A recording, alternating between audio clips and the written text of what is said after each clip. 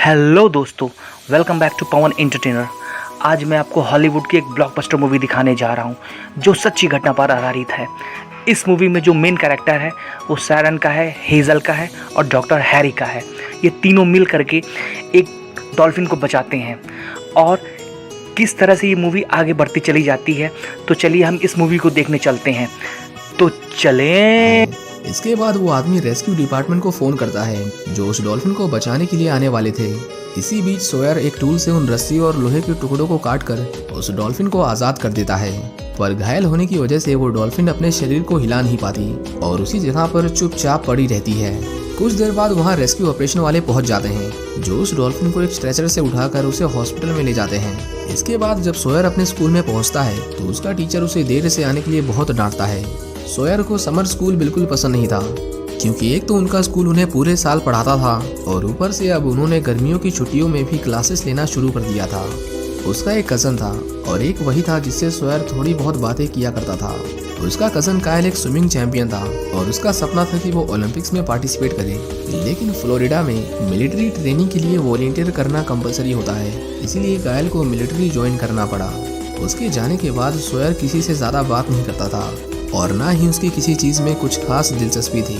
एक दिन स्कूल के बाद सोयर उस हॉस्पिटल में जाता है जहाँ पर उस डॉल्फिन को रखा गया था, लेकिन वहाँ पर कोई नहीं था, इसीलिए वो पीछे के दरवाजे से होते हुए अंदर घुस जाता है। अंदर जाते ही उसे एक रूफस नाम का पेलिकन उसे अंदर घुसने से रोकता है। उसकी आवाज़ सुनकर वहाँ पर हेज़ल आती है। वो सोयर को देखते ही समझ जाती है कि ये वही लड़का है जिसने उस डॉल्फिन की जान बचाई थी।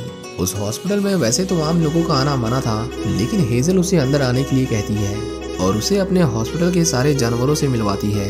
हेज़ल उसे बताती है कि उन्होंने उस डॉल्फिन का नाम विंटर रखा है। जब विंटर सोयर को देखती है तो उसे देखते ही वो चिड़ियों जैसी आवाजें निकालने लगती है, जिससे पता चलता है कि विंटर को याद था कि सोयर ने ही उसकी जान बचाई थी।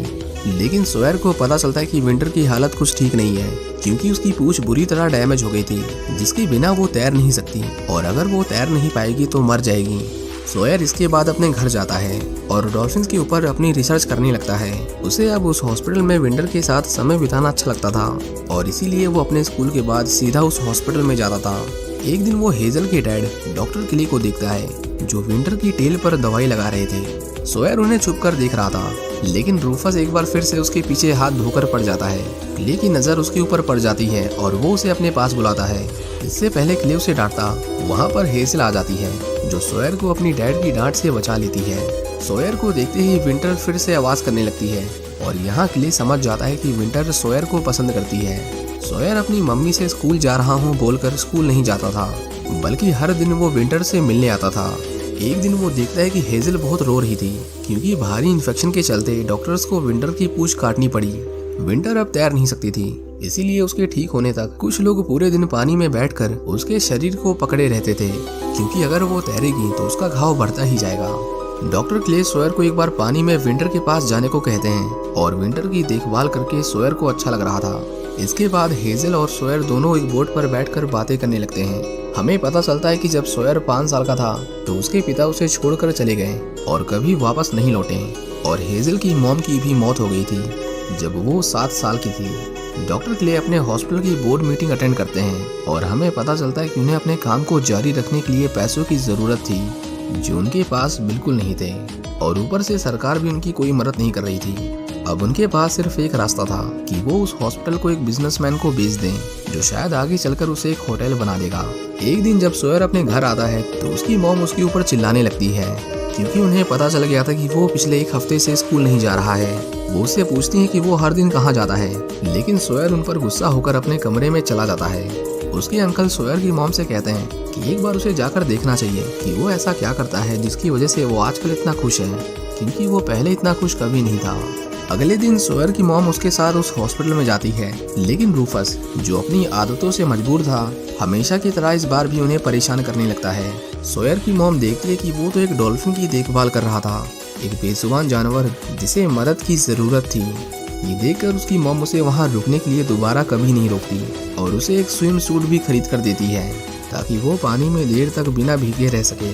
इसके बाद फिर क्या था, सोयर हर दिन विंटर से मिलने जाता था और उसके साथ पूरे दिन खेलता था। उसे हर दिन वहाँ नए नए जानवर देखने को मिलते थे जो इंसानों की वजह से तकलीफ में थे। एक दिन विंटर अपने आप ही पानी के अंदर अपने हाथ पैर चलाने लगती है, लेकिन उसे अपनी टेल महसूस नहीं हो रही थी। पर विंटर फिर भी बिना किसी सपोर्ट के पानी में तैरना सीख गई थी। एक दिन जब सोयर अपने घर जाता है तो उसे एक बुरी खबर सुनने को मिलती है। उसका कजन कायल एक एक्सप्लोजन की चपेट में आ गया था। उसकी मौत तो नहीं हुई थी, पर वो बुरी तरह से घायल हो गया था। डॉक्टर क्ले सोयर को उसके कजन की हालत का दुख जताते हैं और उसे उस रात विंटर के पास ही रुकने की परमिशन दे देते हैं। सोयर ठंडे पानी में अपने पैर डालकर बैठा हुआ था और अपने कजन के बारे में सोच रहा था, लेकिन वो डॉल्फिन उसे अपने साथ खेलने के लिए कहती है, जिसके बाद सोयर उस पानी में कूद जाता है। सोयर ने अपने कजन की घर वापसी के लिए पार्टी रखी थी, पर वो उसके घर नहीं आता। वो नहीं चाह रहा था कि कोई भी उसे इस हादसे के बाद उसे सिंपैथी की नज़र से देखे, क्योंकि इससे उसे बहुत दुख होता था। डॉक्टर क्ले को पता चलता है कि तैरने की वजह से विंटर की रीढ़ की हड्डी पर बहुत जोर पड़ रहा था, क्योंकि अब उसकी पूंछ नहीं थी, इसीलिए वो तैरने के लिए लेफ्ट से राइट मोशन कर रही थी, जबकि उसके शरीर के बनावट के मुताबिक उसे ऊपर से नीचे मोशन करना चाहिए। क्ले उसे कहता है कि अगर वो ऐसे ही तैरती रही तो वो जल्द ही मर जाएगी। सोयर और उसकी मॉम कायल से मिलने जाते हैं। वो देखते हैं कि उसके पैर पैरालाइज हो चुके थे। कायल किसी से बात नहीं करना चाहता था और उन दोनों को वहाँ से जाने के लिए कहता है। सोयर की मुलाकात वहाँ डॉक्टर मैकार्थी से होती है, जो घायल सोल्जर्स के लिए प्रोस्थेटिक हाथ पैर डिजाइन किया करते थे। उसे लगा कि वो शायद विंटर की मदद कर सकते हैं, इसीलिए वो उन्हें अपने साथ हॉस्पिटल ले जाता है और उन्हें विंटर की कंडीशन के बारे में बताता है। मैकार्थी उन्हें कहता है कि मछलियों की स्किन बहुत नरम और चिकनी होती है, इसीलिए किसी भी चीज को उसकी बॉडी से नहीं जोड़ा जा सकता। लेकिन सोयर की रिक्वेस्ट करने पर वो एक बार कोशिश करने के लिए तैयार थे। इसके बाद वो सभी मिलकर विंटर के लिए एक प्लास्टिक की पूंछ बनाने की कोशिश करते हैं, जिसकी मदद से वो पानी में तैर सके। एक रात मैकार्थी जब अपने घर जा रहे थे तो वो कायल को देखते हैं, जो बहुत दुखी था, क्योंकि उसके साथ के एक कॉम्पिटिटर ने स्विमिंग में उसके स्टेट लेवल रिकॉर्ड को तोड़ दिया था। मैकार्थी उसे कहता है कि इस दुनिया में बहुत सी चीजें हैं करने के लिए, क्योंकि लाइफ में ऑप्शन कभी कभी इंसानों को कंफ्यूज कर देते हैं और कभी कभी जीने का एक नया मकसद देते हैं। वो कहता है कि अब उसे अपने घर लौट जाना चाहिए। डॉक्टर मैकार्थी ने उस प्लास्टिक की पूंछ को तैयार कर लिया था। वो किसी तरह उसे विंटर के शरीर से जोड़ भी देते हैं, पर विंटर को वो पसंद नहीं आता और वो उसे इतनी जोर से हिलाती है कि उस प्लास्टिक की पूंछ के टुकड़े हो जाते हैं। क्ले न्यूज में देखता है कि फ्लोरिडा में बहुत बड़ा तूफान आने वाला है, जिससे बचने के लिए वो सभी पूरे हॉस्पिटल को लॉक करने लगते हैं। लेकिन वो तूफान इतना ताकतवर था कि जब क्ले बाहर निकलकर देखता है तो उसका आधे से ज्यादा हॉस्पिटल तूफान की चपेट में आ गया था, जिसमें उनकी कारें और एम्बुलेंस सब मलबे में दब चुकी थी। उनका हॉस्पिटल पहले से ही कर्जे में चल रहा था और इस नुकसान की वजह से अब उन्हें कड़े फैसले लेने पड़ते हैं। वो उसे उस बिजनेसमैन को बेचने के लिए तैयार थे। क्ले को पता चलता है कि सभी जानवरों को उन्हें उनका नया घर मिल जाएगा, पर उस बिना पूंछ वाली डॉल्फिन को कोई लेने को तैयार नहीं था, क्योंकि कोई भी एक घायल जानवर को अपने पास नहीं रखना चाहता था।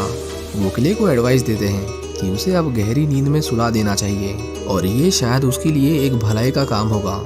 इसी बीच कायल उनसे मिलने आता है। सोयर उसे दोबारा देखकर बहुत खुश था। उस घायल डॉल्फिन को देखकर कायल के अंदर एक बार फिर से जीने की इच्छा जागती है।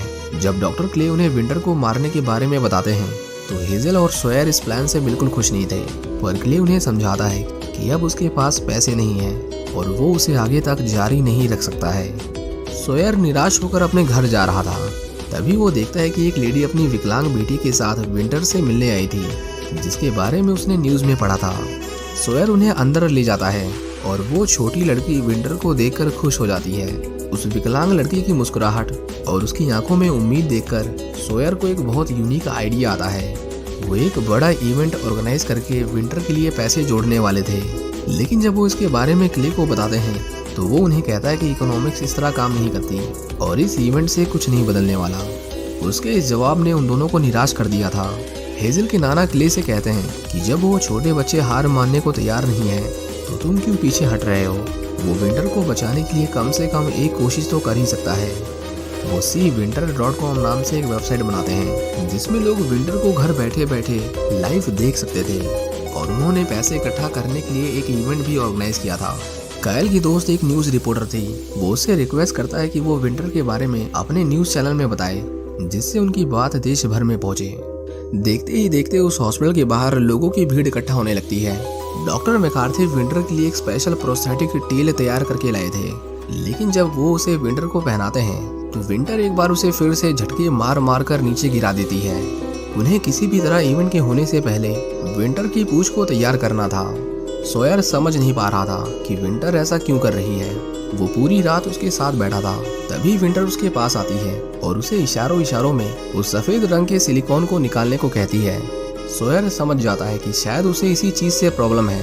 उसे लगता है कि प्लास्टिक की ये टेल उसके शरीर का हिस्सा नहीं। इसके बाद डॉक्टर मैकार्थी एक नए तरह का सिलिकॉन जेल तैयार करते हैं जो पूरी तरह से ट्रांसपेरेंट था।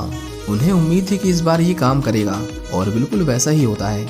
उसे लगाने के बाद विंटर ठीक तरीके से तैर पा रही थी। इवेंट के दिन हम देखते हैं कि कायल और उसके साथ का एक कॉम्पिटिटर वहां पर आए लोगों को एंटरटेन करने के लिए एक स्विमिंग रेस करने वाले थे।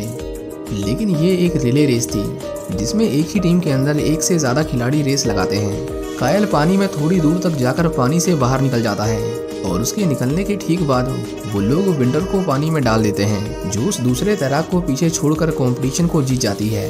हम देखते हैं कि विंटर अपनी नई पूछ के साथ नए नए करतब कर रही थी और उनका ये इवेंट बहुत सक्सेसफुल हुआ था। इस इवेंट में वो बिजनेसमैन भी आया था जिसने अब उनके हॉस्पिटल को खरीद लिया है। वो उनके इस काम से बहुत खुश था। वो डॉक्टर क्ले से कहता है कि उनके लोग वहाँ होटल बनाने में 20 साल से भी ज़्यादा का समय लगाएंगे, इसीलिए तब तक वो अपने हॉस्पिटल में काम कर सकता है और वो इन जानवरों पर होने वाले सभी खर्चों को उठाएगा। ये बिजनेसमैन सच में एक भला आदमी